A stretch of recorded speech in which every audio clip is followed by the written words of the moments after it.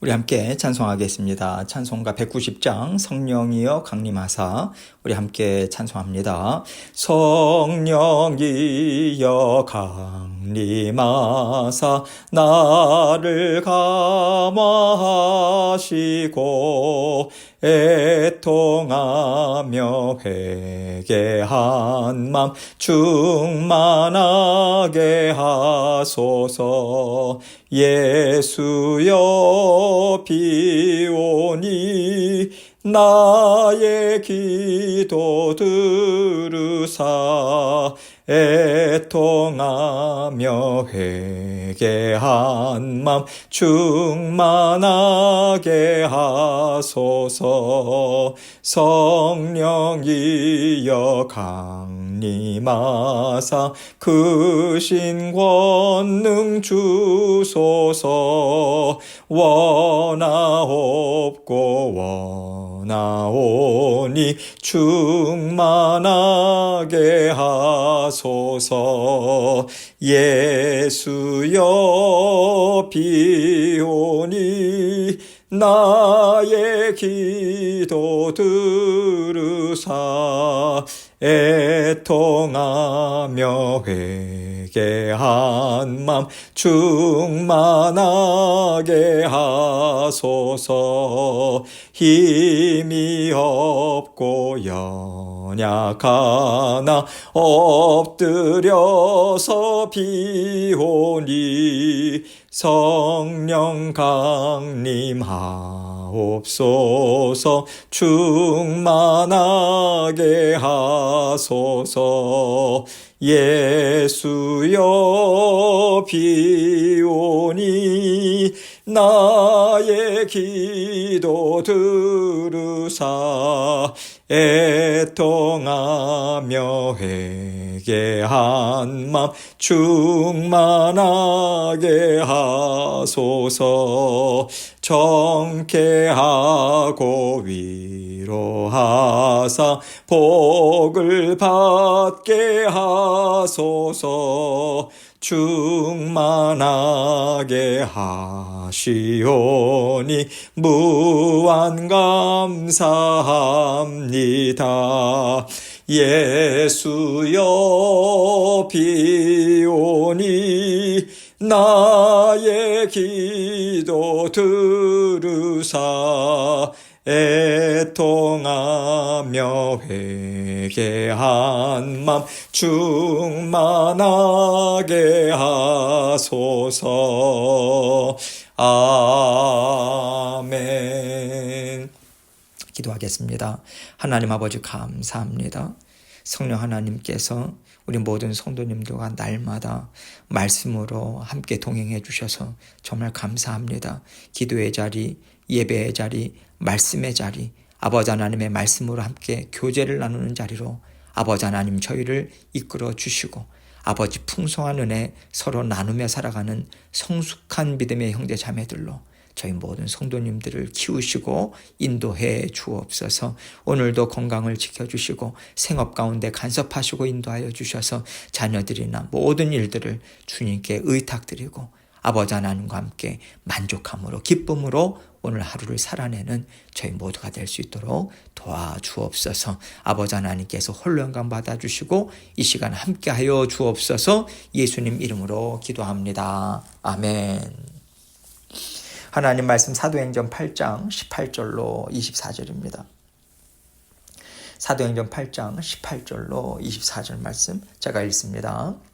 시몬이 사도들의 안수로 성령 받는 것을 보고 돈을 들여 이르되 이 권능을 내게도 주어 누구든지 내가 안수하는 사람은 성령을 받게 하여 주소서 하니 베드로가 이르되 너가 하나님의 선물을 돈 주고 살 줄로 생각하였으니 너의 은과 너가 함께 망할지어다. 하나님 앞에서 너의 마음이 바르지 못하니 이 도에는 너가 관계도 없고 분깃될 것도 없느니라. 그러므로 너의 이 악함을 회개하고 주께 기도하라. 혹 마음에 품은 것을 사하여 주시리라. 내가 보니 너는 악독이 가득하며 불의에 매인바 되었도다. 시몬이 대답하여 이르되 나를 위하여 주께 기도하여 말한 것이 하나도 내게 임하지 않게 하소서 하니라. 아멘. 우리 아버지 되신 하나님께서 사랑하는 자녀들을 하나님의 집에 부르셔서 먹이시고 입히시고 돌보시는 것을 우리가 한번 상상해 보면 좋겠습니다. 우리 부모님들은 항상 먼저 자녀들을 먹이세요. 일단 먹여놓고 보잖아요. 그리고 씻기고 할 일 하게 하고 좋은 옷도 입히는 일들을 두루두루 하시죠. 하나님께서 우리를 자녀 삼으신 후에 하시는 일이 무엇일까? 일단 우리의 영이 살아야 되고 강건해야 되잖아요. 그래야 뛰든지 걷든지 함께 일을 하든지 할 거 아닙니까? 그래서 하나님께서 우리를 부르시고 나서 말씀 먹어라. 그래서 너의 영이 강건해지고 장성한 분량까지 자라날 수 있다. 그래야 세파에 찌들지 않고 요동치 않고 하나님의 자녀로서 멋있고 힘있게 살아갈 수 있다 하시고 먹이는 일을 하세요. 하나님께서 주시는 양식이 바로 하늘의 양식, 영의 양식, 하나님의 진심이 담긴 하나님의 말씀이죠.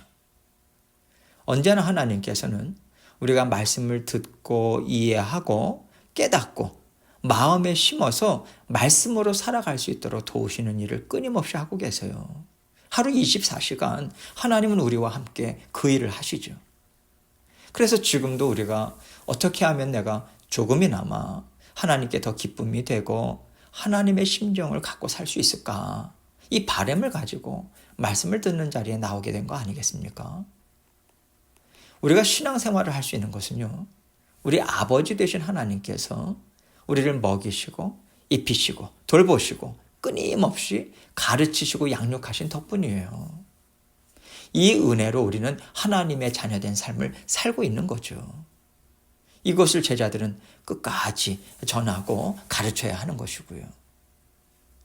이렇게 부모로서 먹이시고 입히시고 돌보시는 하나님에 대한 개념은 그 당시에 유대인들도 똑같이 갖고 있었습니다. 그런데 어디에서부터 유대인들이 예수 그리스도의 제자들과 갈라서게 되었냐면, 유대인들은요, 우리는 지금까지 예수가 없어도 하나님의 선택받은 자녀들로 살아왔어. 그런데 왜 이제 와서 예수가 없으면 하나님의 자녀로서 살지 못한다라고 말하는 거야. 이해를 못하겠다는 거예요. 이 생각을 끝까지 지금 붙잡고 있는 거거든요. 그래서 사도들, 제자들이 전하고 가르치는 복음은 다른 게 아닙니다.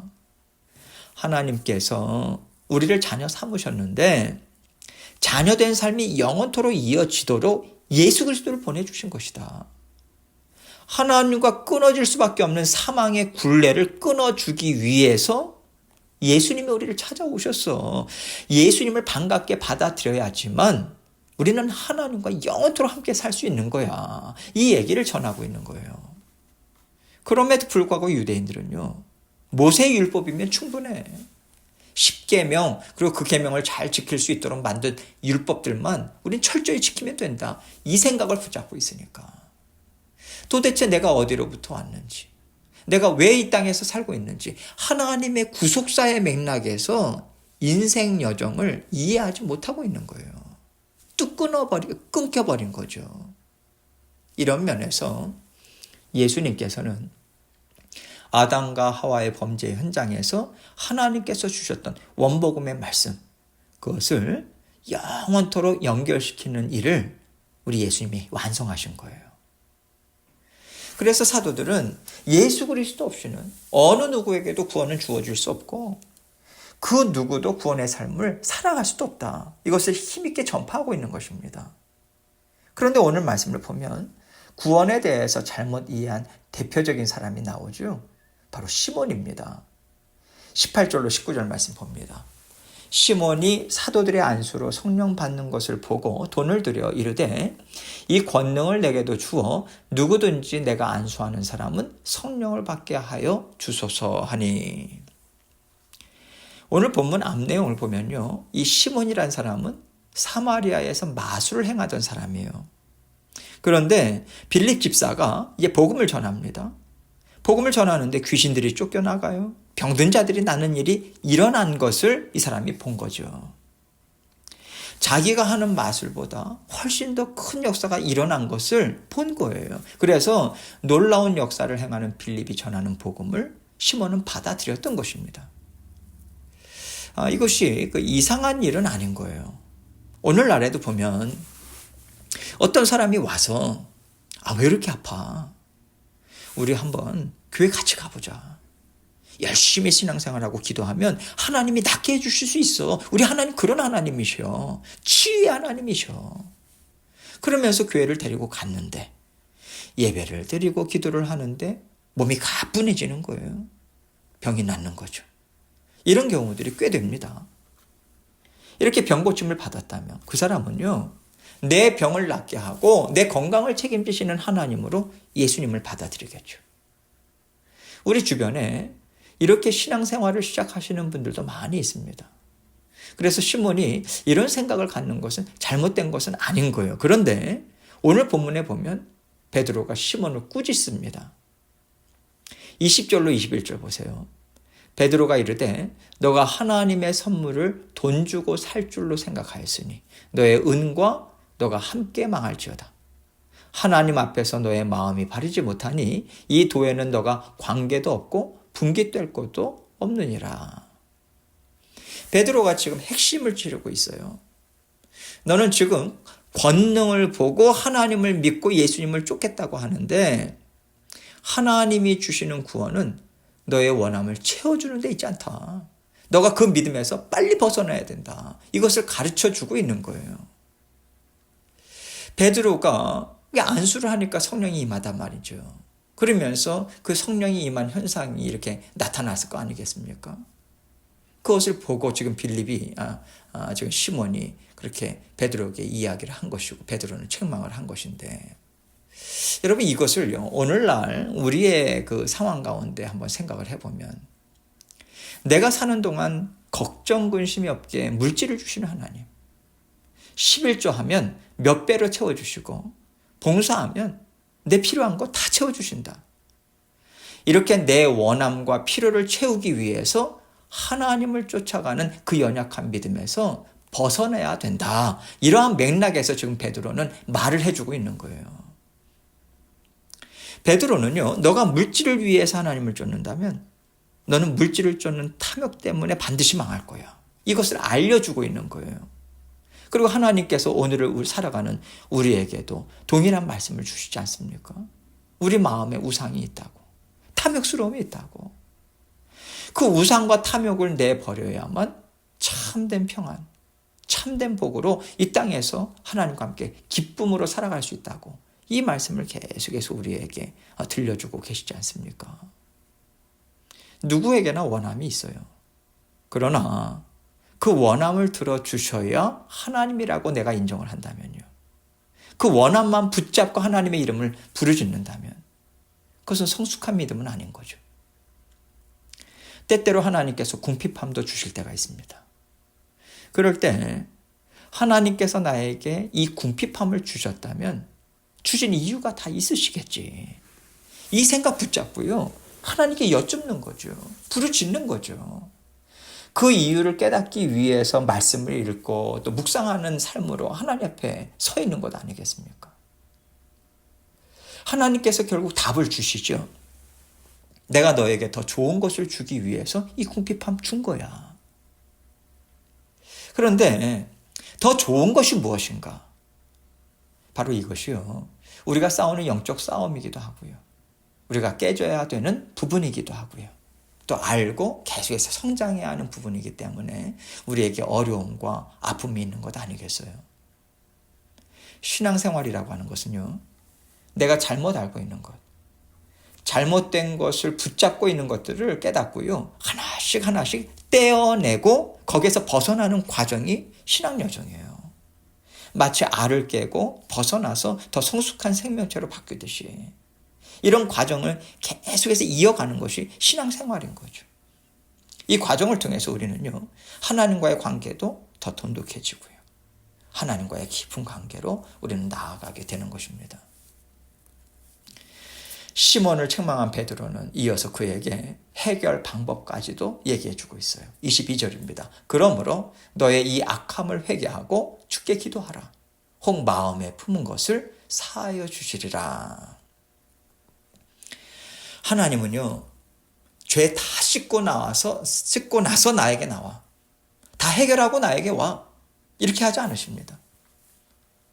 성령께서 너의 악함이 너에게 괴로움과 고통과 슬픔과 불안, 좌절, 두려움을 준다는 것을 아느냐? 하나님이 너를 깨끗게 해주신다.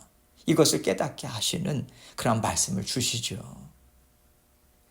그럴 때 우리가요, 하나님 맞습니다. 제가 이것 놓지 못하고 아파하고 두려워하고 있어요. 저의 믿음 없음을 불쌍히 여겨주시고 용서해 주십시오. 저 혼자서 이 문제를 해결할 수 없습니다. 이 악함과 연약함을 깨끗게 해주십시오. 이렇게 우리가 하나님께 도움을 구하는 것, 이것이 회개 아닙니까? 해결함을 받고 싶습니다. 부르짖는 자리가 회개의 자리고요. 하나님께 꿇어 엎드리는 그 기도의 자리인 거죠. 베드로는 시몬에게 지금 이것을 권면하고 있는 거예요.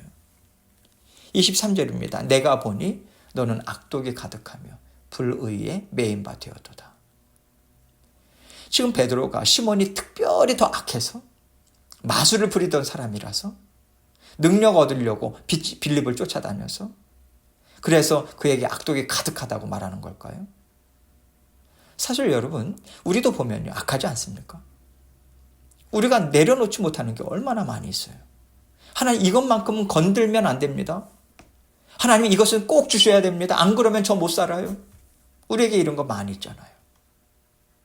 우리가 시몬과 같은 사람인 거예요. 하나님께서는 이러한 마음을 가진 것에 대해서 악독이라고 정확하게 말씀하시는 것입니다. 왜 의심하느냐? 너의 모든 삶 책임지고 다스려 줄 것을 믿지 못하고 왜 불안해하느냐? 하나님 이 말씀하시는 거죠.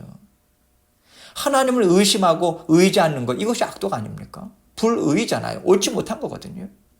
하나님께서 보실 때 의로운 것은요, 의로우신 하나님, 의로우신 예수님을 온전히 믿고 따를 때 하나님께서 의롭게 보십니다. 하나님과 함께 하는 사람만 의로운 자녀잖아요.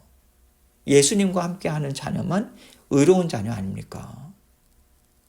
의심하고 불평하고 두려워하고 낙심하는 것, 이것은 하나님으로부터 떨어진 것이기 때문에 불의죠.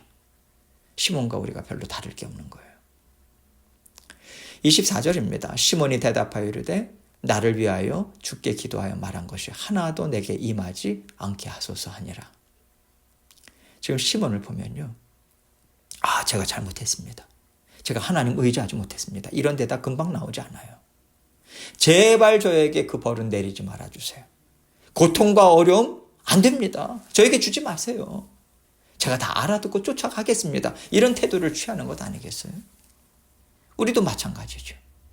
그러나 성령께서 우리 안에 살고 계시기 때문에 질겁하고 또 두려움에 사로잡혀 있는 우리를 하나님의 말씀으로 먹이시고 깨닫게 하시고 또 이해시키십니다.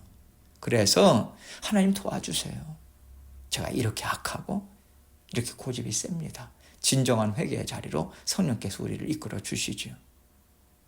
그래서요, 우리가 성령을 선물로 받았다. 이것은 이제는 살 수 있는 길이 열렸다라고 하는 의미가 담겨 있는 거예요. 하나님 그냥 내버려 두지 않으십니다. 우리를 반드시 깨끗게 하세요. 반드시 자라나게 하십니다. 이거 믿고 의지하면서 믿음이 부족하고 연약하지만 우리는 하나님 앞에서 하나님의 자녀로서 꿋꿋하게 살아갈 수 있는 것이에요. 하나님 우리를 이렇게 붙잡아주고 계십니다.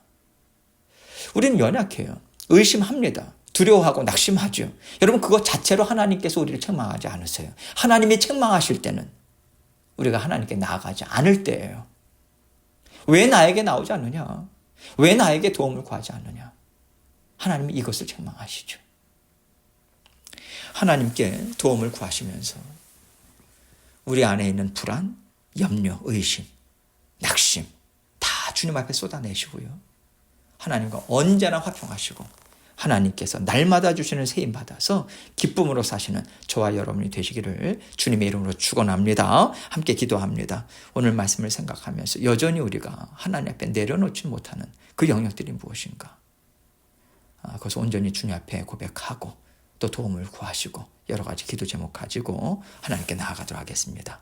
기도하시겠습니다.